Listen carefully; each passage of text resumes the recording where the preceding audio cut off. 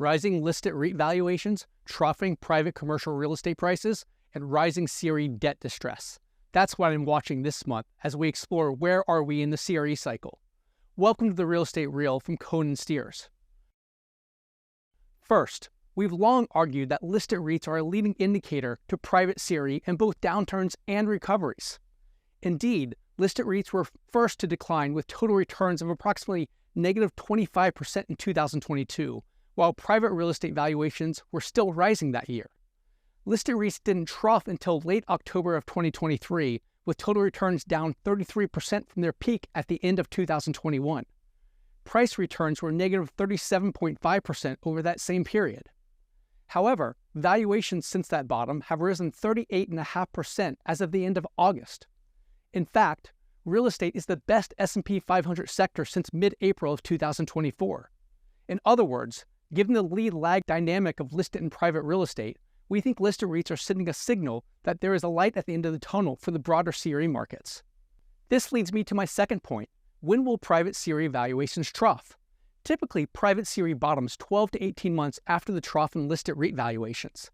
This cycle appears to be playing out in similar fashion.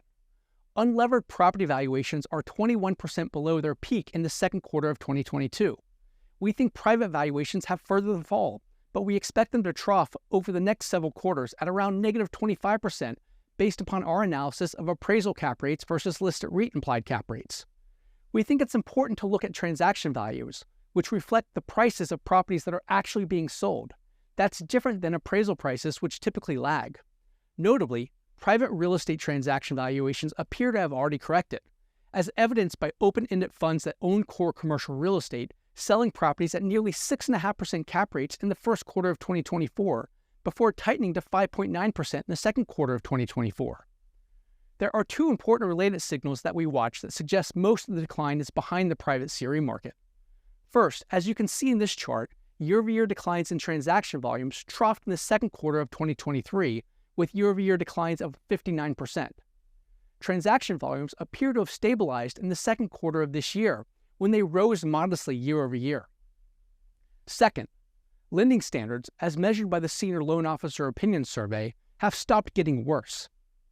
22% of respondents in the survey stated that they tightened lending standards in the second quarter of 2024. That compares to a peak of around 68% who tightened in the first quarter of 2023. These two signals are important because troughing and year-over-year changes in transaction volumes and lending standards have historically corresponded to a trough in property valuations. It therefore shouldn't come as a surprise that year-over-year changes in unlevered property valuations troughed at negative 13.4% in the third quarter of 2023 compared to negative 10.5% in the second quarter of 2024. Our third and final point. It's important to understand that this debt distress is a lagging indicator for private CRE. For instance, commercial mortgage-backed security delinquencies peaked post the global financial crisis in July 2012, which was 2.5 years after CRE valuations bottomed at the end of 2009. Delinquencies for loans held on life company balance sheets and loans held on bank balance sheets both peaked 12 months after CRE valuations troughed post the GFC.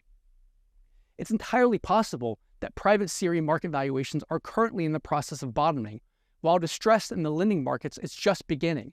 They are not mutually exclusive. Indeed, although distress is not as dire as the media might have you believe, delinquency rates are increasing across every lender type, with CMBS 74 basis points higher year-over-year at nearly 5% as of July 2024, and we expect them to continue to rise through the remainder of 2024 and beyond. Total distress stood at more than $94 billion as of the end of 2Q24 after rising for 8 consecutive quarters, albeit at a decelerating rate in recent quarters. This is similar to levels last seen in 2013. This also means that the headlines surrounding CRE may become worse before they get better. But we think this signals the final stages of the acceptance in the grieving process of CRE declines. Overall, we believe this is a contrarian bullish signal. Subscribe to the Real Estate Reel via the link on the screen and tune in next month to see what we are watching.